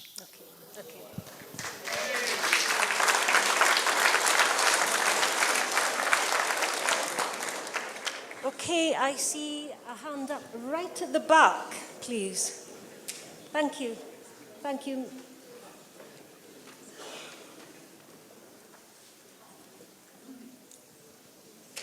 Okay, yeah.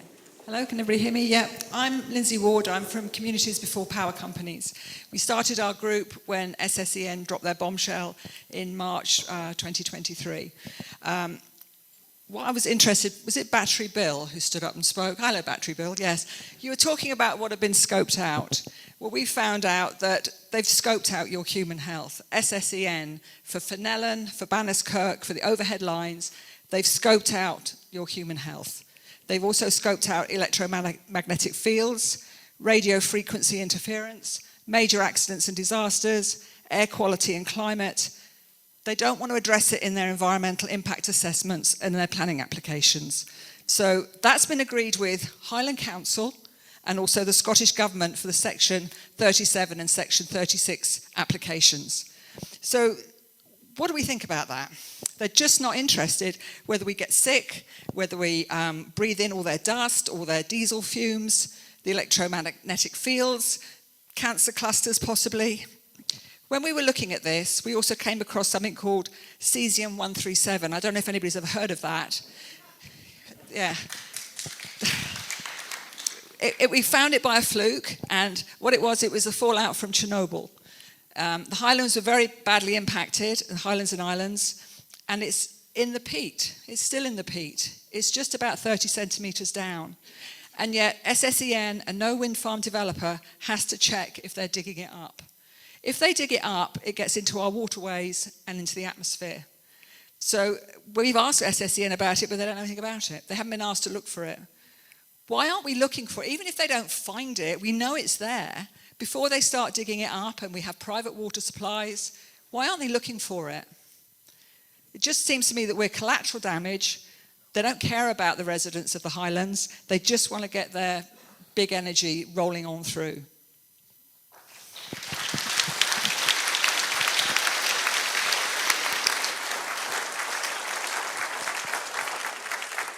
Okay, I see one lady. Please, if you would like to speak, please. Hello, testing. Hello. Probably don't need the mic because, unbeknownst to most of you, my official career is an opera singer. Yes, yet I find myself as a Skye Community Council Vice Chairperson currently. I would just like to reiterate what other community councils have been saying, and for some context, our community council area is Broadford and Strath, which is the south of Skye, a linear village of, say, about 1,300 people. You could call it the gateway to Skye. We have a crumbling road, A87, no pavement. I know because I have an infant of 1 year, just turned 1. So I walk this pavement on the daily. It is not fit for any indivisible loads to be trundling past. So that is my general review living on that road. Currently, planning applications in our ward include the overhead line, 2 workers' camps, doors stopping at either end of the village of, say, 1,200 people, 1 camp of 400 people, the other camp of 400 people. So we'll see how that ends, with adding 2/3 of our population to the local village, with the only supermarket, a co-op, and a petrol station, which is frequently empty. So hopefully they will be driving electric vehicles. We also have a wind farm off the back of a Swedish developer on the Breckish Moorlands, a battery storage park. We also have the Highland Council themselves planning to store or rent space on the local airfield so that all of the developers can pay them to store the turbine components, only problem being that that is our only landing point for our emergency helicopter for the local hospital on the A87. We've also got a substation. Last time I checked, I think it was on the verge of about 12 football fields worth, just next to the community campsite there. I'd just like to reiterate what Susan was saying at Kiltarlity Community Council. We deserve safety in our communities. We deserve not to have our way of life trashed.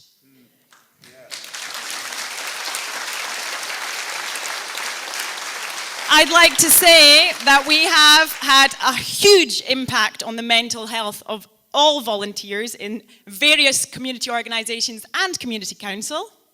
And I would say, obviously, want something done, ask a busy person. I myself have a small business in Broadford employing local people. I'm also I have a young child. I wouldn't say I'm a young mum. And I have people pulling me in directions purely because I'm willing to speak up for my area. We're at a tug of war on the daily with the Community Council because people are inviting us to engage with us, which is, as we know, absolute nonsense. There is currently talks for a Skye and Raze-wide community benefit fund pot, and we don't know whether to sign or not to sign because there's such differing of opinions whether we get the money or we don't get the money. Just a couple more points. We recently submitted a legal objection against the Sodexo workers' camp for 400 people, which is actually on a piece of land which is currently a tree nursery, by the way, just add that in there. The only reason we were able to send such a 54-point legal objection was because of an anonymous donation from a community member of £3,500. I wouldn't know where to start with that sort of thing. Now, just one more thing. The naivety and the ignorance of the local people, I know this because I have a burger van, so I see the workers of all sorts of people on the daily, is just vast. The local people simply do not understand the effect that this will have on their businesses because they're too busy turning over their Airbnbs.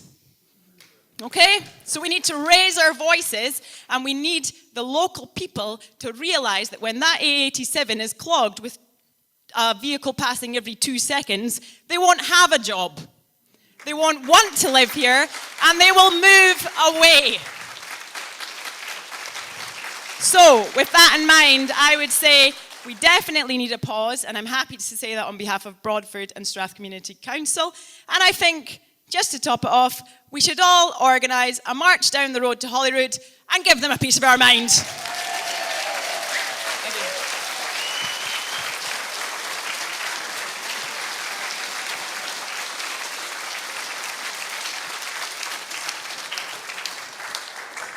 Difficult to top that one. Well done. Well said. I think we have a lot more hands now going up. If you would like to speak, please. Yes. Sorry. Yes. Oh, sorry. And I'm seeing, and then one more person up there, and I think then we're going to have to. Sorry. Can you hear me? Okay. Yeah. I'm not from the Highlands, but I believe the Highlands are sacred and special. And I've travelled all over the world. I've been very fortunate. But the Highlands are one of the most beautiful, spectacular places in the world.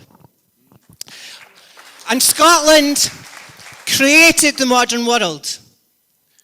We had the Enlightenment. We revolutionised the world. And we should have a democracy here, which we do not have.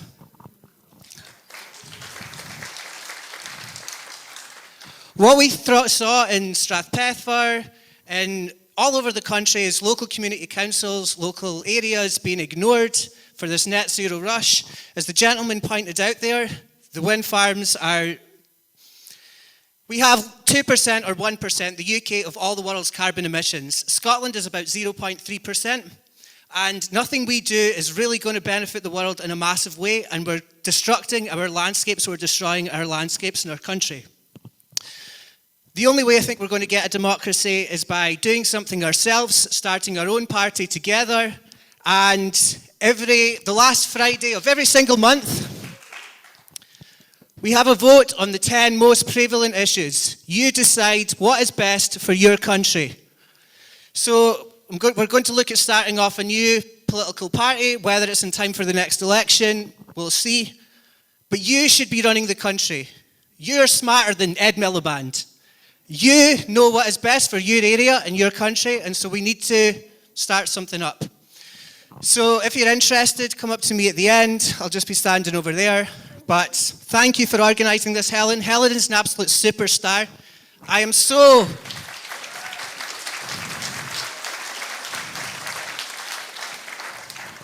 and Lindsay and Denise and all of you people standing up for your local communities. It makes me emotional to see Scotland being destroyed. I sometimes can't sleep because I worry about my country.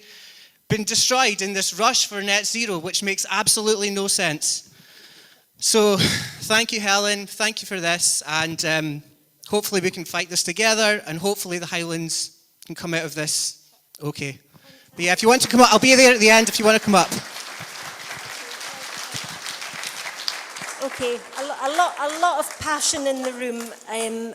What I'm going to do now is we're basically running out of time, folks. I mean, had we known that we would have had this turnout, you know, we could have had a full day convention to cover it all off, but we don't have that time today. But I certainly hope that this is a real strengthening of coming together for you. And what I really want to do now is actually move on to the part where I said that we're going to look at whether we can pull together some consensus statements so that this day is you know, yes, you've had a say, not all of you, but a fair number have had a say, but actually there's something concrete statements that we can put to the floor for a vote that can then be taken forward. So something to take forward. So if you give us a couple of minutes, please do not leave. We're going to see what we can put together. We're going to put it up on that extremely small projector. I will read it out as best I can because I know that not everyone can see what is up on there. But if you give us a couple of minutes and we'll see what we can pull together, okay?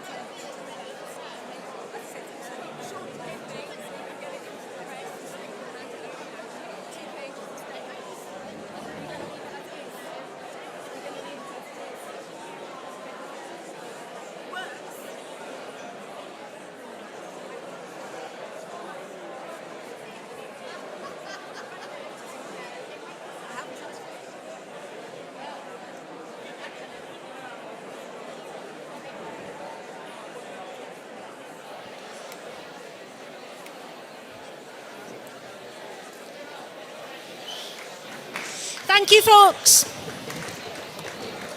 Thank you, thank you, thank you. It's always going to be hard to ask people to just have a wee break, and sorry, but we're going to have to crack on with this, okay? So, again, can you hear me in the back? Okay, we're good to go. Okay, so obviously we received a significant number of statements before coming in here today. We have done background work on this. So I have put up, and we've been going through everything that has been said as we have gone along, and we have used our best endeavours, our very best attempt to try and ensure that what is being presented here has been spoken to by a number of community councils, so that there should be some sort of consensus. So we think that this is a fair statement, and what I'll do is I'll read it out because we've not all got amazing eyesight, so I'm going to read it out to you as well. And I would ask actually if we just have a show of hands at the end to vote on this, please. And as I said before, if you have a contrary view and you are not comfortable doing a show of hands, email us after, okay? So that's really important. And I'm going to read it out, and it basically says, this convention of, gosh, how many are we up now? 53 community councils, collectively representing over 72,000 residents within the Highland Council area, recognises the impact of climate change on our planet, but opposes an unjust and unnecessary industrialisation of the Highlands, calls for our elected members to urgently support and protect our communities at national level, given that community consultation is inadequate and local democracy is being overridden, with decisions made by community councils and Highland Council consistently disregarded by Scottish Government.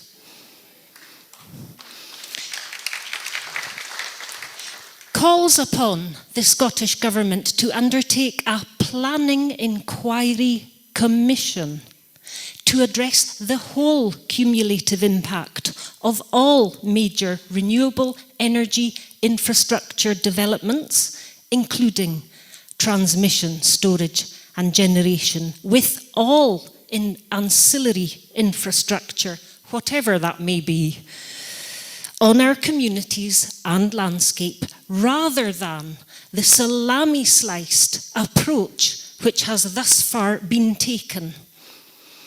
Calls for a pause of all major applications given the impact upon our communities, which may hasten depopulation in some areas until a clear national energy policy is in place and an economic impact assessment undertaken, given that tourism is currently the backbone of the Highland economy.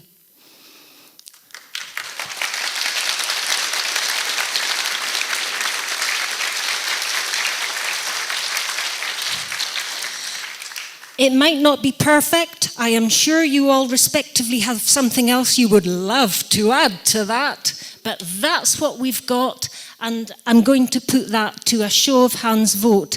If you want this to proceed and go forward and you are for this statement, please raise your hand.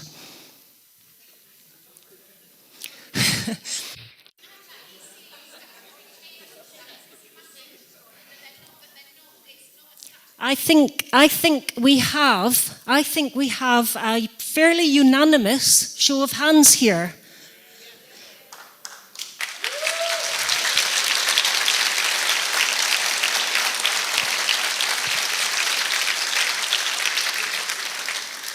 And of course, there are very valid points that you have made regarding ECU, and what's happening with our energy consents unit and so on, I have no doubt there will be, and there were many other valid points. For example, battery storage, the regulations, the legislation, the whole assessment of that and so on. We can strengthen this as we go on.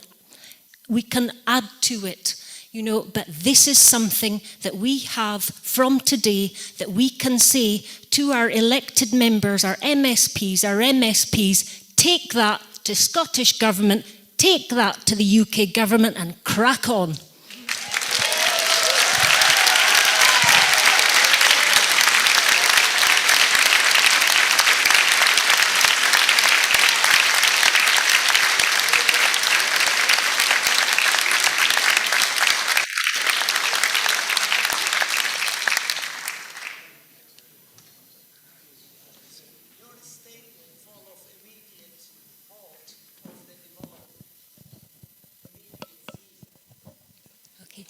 So, I'm sorry. So that's it, folks. And basically what I would like to say is a grateful thanks to all of the community councils who have done so much work and do so much work for us, for the hosting community councils, what an immense amount of work.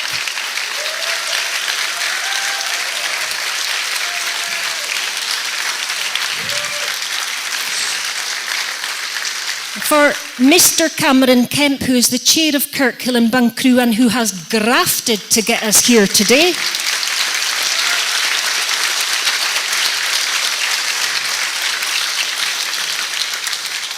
And to Gordon Bexley, who has provided all of the IT, including running a broadband connection to this hall from the Lovett Hotel for this event to take place.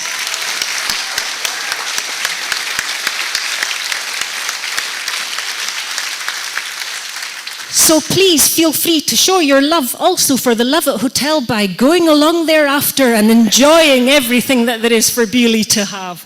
Enjoy, and thank you to everyone.